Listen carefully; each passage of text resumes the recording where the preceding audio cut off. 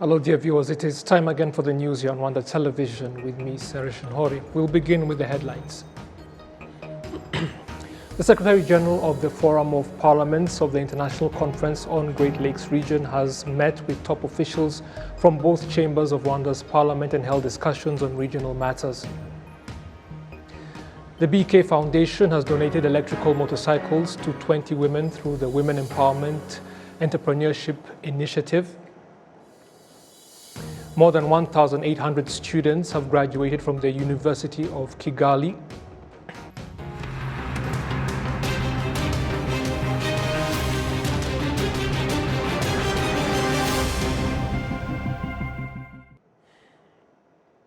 Now, as we begin this edition of the news, let us inform you that today, at around 5:35 p.m. local time, a soldier of the Democratic Republic of Congo, that is FARDC, crossed over from the DRC and shot at RDF soldiers manning the common border between Grande Barriere and Petit Barriere in Rubavu district in Rwanda's western province.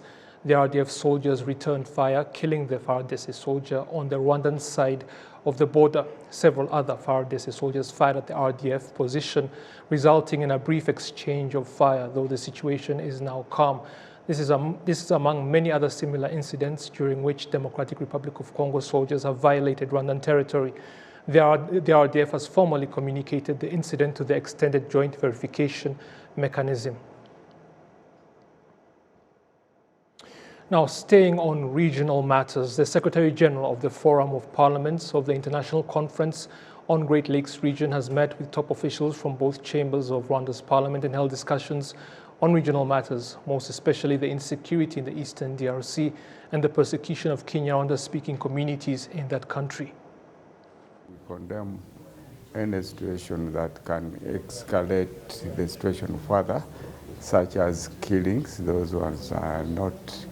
We condemn them by all parties that are involved because it is not proper. And normally when a war situation happens, I know many things happen, but we condemn killings by all the groups that are involved. You know, in the DRC there are many groups, over 1,120, and we condemn those killings and any other actions that may further escalate the situation.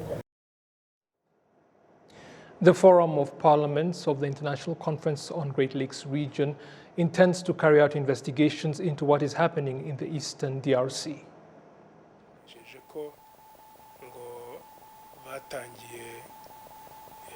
He informed me that they have begun what he called a fact-finding mission that they want to carry out in the Democratic Republic of Congo concerning the problem that is the war between the armed groups there and the government.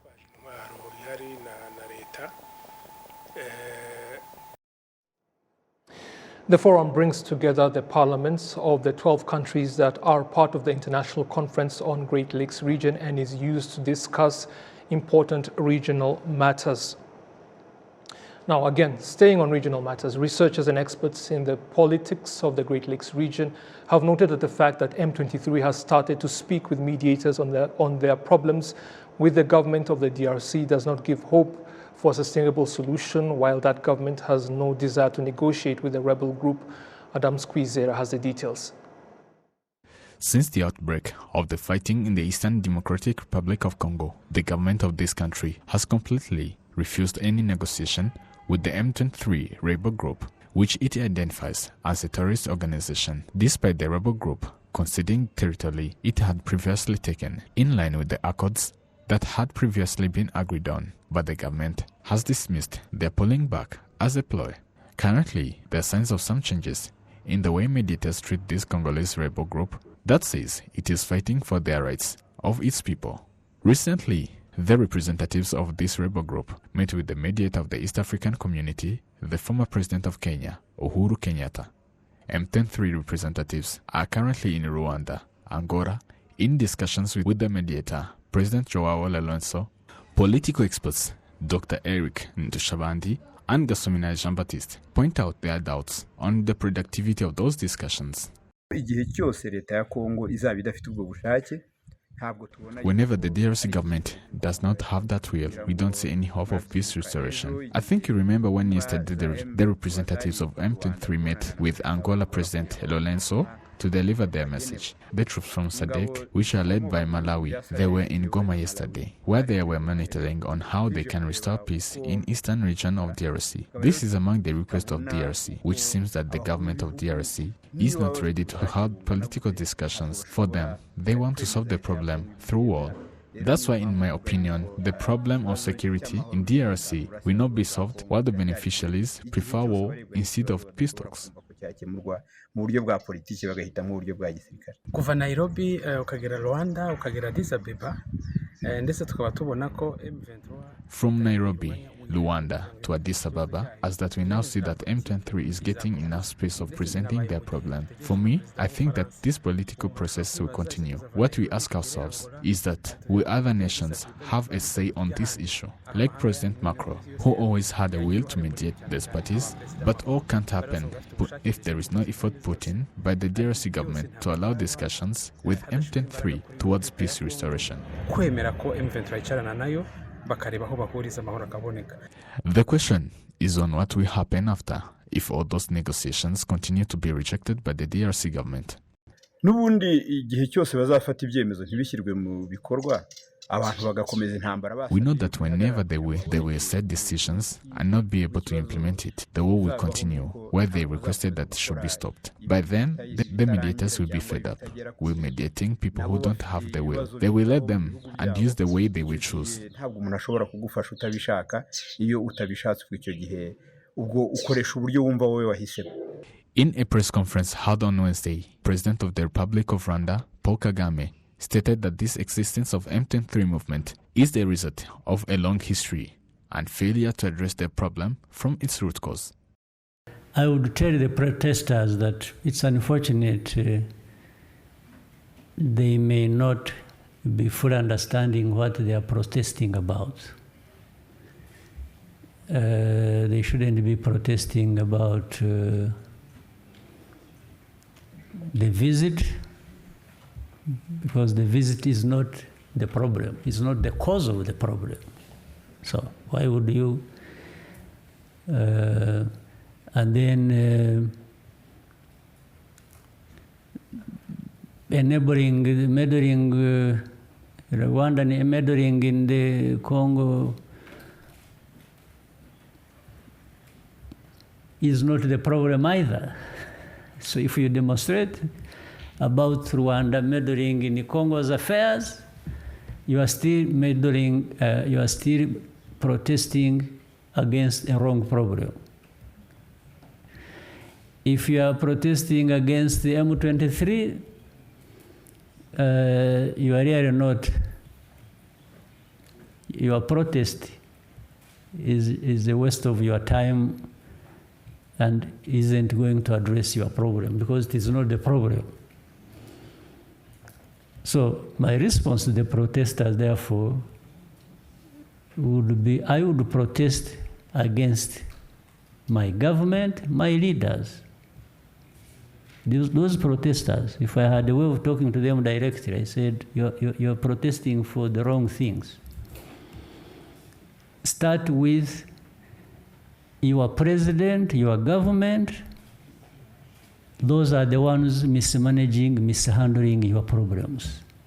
Recently, the members of the parliament from North Kivu wrote an open letter to the President of the Democratic Republic of Congo requesting him to hold discussions with M23, and there is speculation that M23 continues to engage and defeat government forces and their affiliated armed groups. The general public in DRC may begin turning on their government, complaining that they were not told truth about the Liberian, and such opinions have already begun to appear on social media sites. Meanwhile, the DRC government has recently expressed to the United Nations that it is difficult to hold presidential elections this year due to the lack of security, which Rwanda had foretold it would be the case, with the Congolese government blaming others for its own failures and using the situation to avoid holding elections.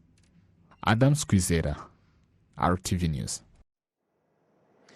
Now moving on, the Ministry of ICT and Innovation has called on investors in the assembly of TV sets here in Rwanda to play their part in helping the country to achieve its TV penetration ambitions as one of the means by which all Rwandans can have access to information.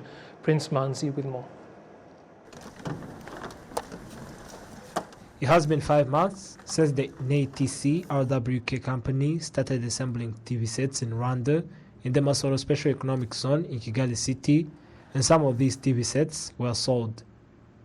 The assembled TV sets are in various forms and are being assembled by Rwandans.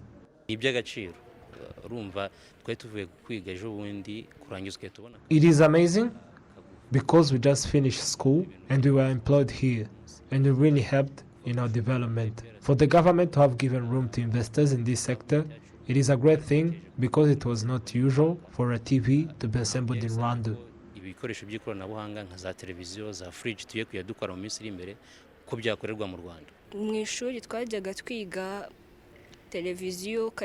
In schools, we used to study TV theoretically, but now we are able to see every part as we used to read them in schools.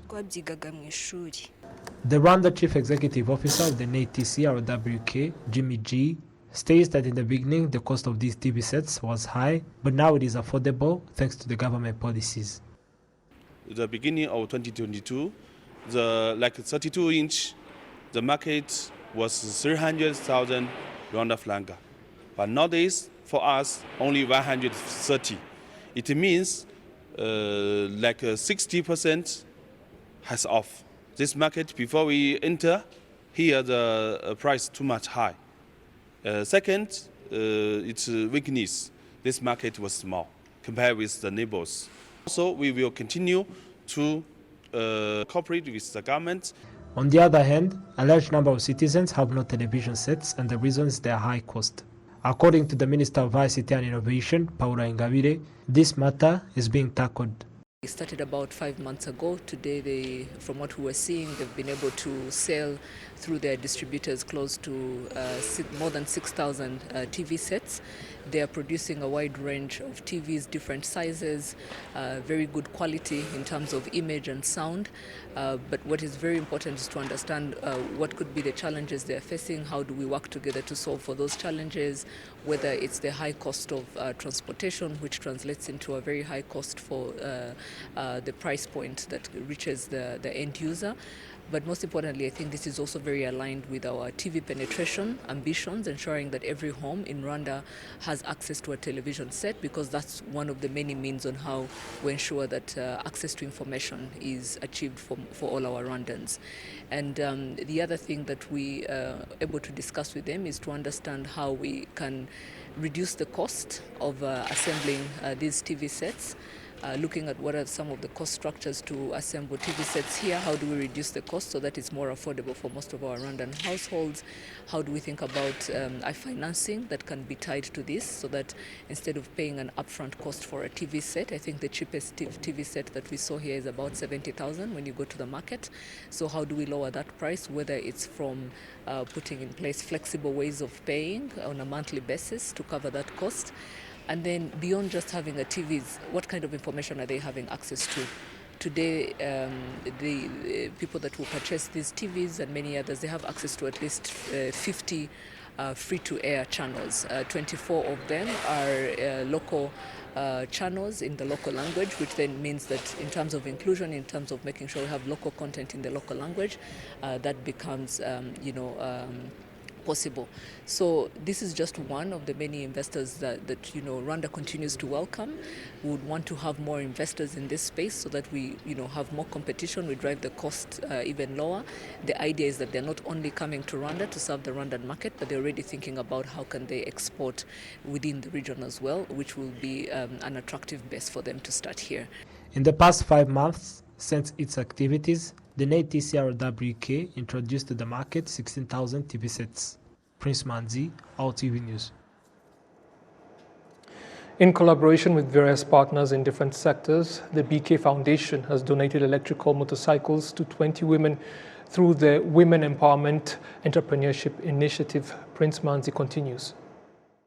It is a program initiated for supporting the development of women and girls in transportation sector. These 20 beneficiaries underwent a 90 days training and a test that enabled them to earn driving licenses. I am happy for this motorcycle as it will change my life. We also received various lessons on Rwandan values, as our country is well known of safety, We have no doubts we'll perform what we used to be afraid of. I used to borrow a motorbike and pay the money to the owner, so I'll be gaining more as I'll be saving that money I gave to the owner. I emphasize my colleagues to not be fearful, as we are all able, our job is a job. The Director General of Gender Promotion and Women Empowerment in the Ministry of Gender and Family Promotion, Silas Ngayabosya, reiterates that this is a milestone in ending the gaps found in jobs that are mostly referred as for men only. Ikibazo cy'ubusumbane hagati y'abagabo n'abagore no. The issue between women and men is poor mentality. This is in the form of raising awareness, because this can attract more women and girls just by seeing their colleagues doing this. This is also a contribution to the country's economy, as poverty is highly found in women than men.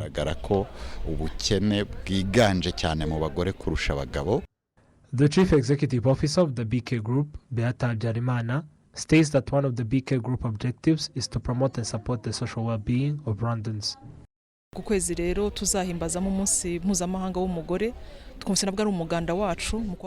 This month we will celebrate the International Women's Day, and we also believe that it is our duty to support these women performing activities that are mainly done by men and help in generating income.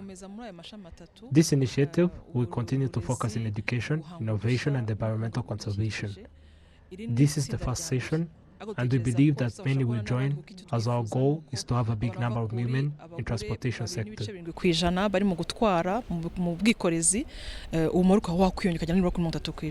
These 20 motorcycles are worth 50 million Rwandan francs and contribute in environmental conservation as they are electric. Prince Manzi, RwandaTV News. More than 1,800 students from the University of Kigali have received their degrees and expressed every intention to put their knowledge and acquired skills to good use as they penetrate the job market. Prince Manzi once more. You can now turn your tassels from right to left. Congratulations. Recipients of undergraduate and graduate degrees from the University of Kigali strongly believe that the knowledge and skills they acquired from their studies has equipped them to do the work that is beneficial to the country's development. The youth shouldn't just sit around after studies. They should get jobs and find ways to impact the society.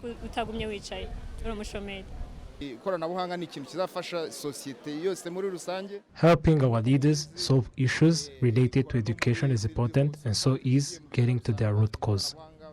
Youth unemployment is one of the most concerning issues today. However, FEBAT Africa, one of the university's board of directors, is of the view that this won't be a hindrance to the new graduates.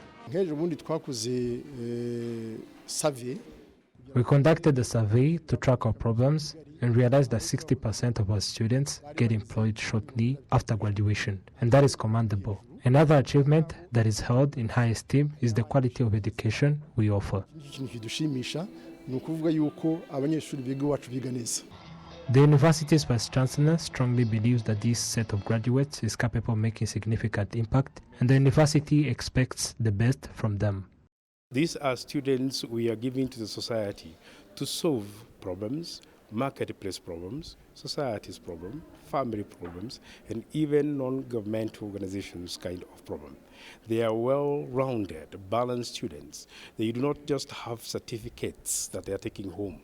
They have gone through an experience, a transformation from the people they were when they joined to the people they are now. The university has produced 7,000 graduates since its establishment 10 years ago, and records show that 60% of the alumni gets employed shortly after completing their studies. Prince Manzi, RwandaTV News.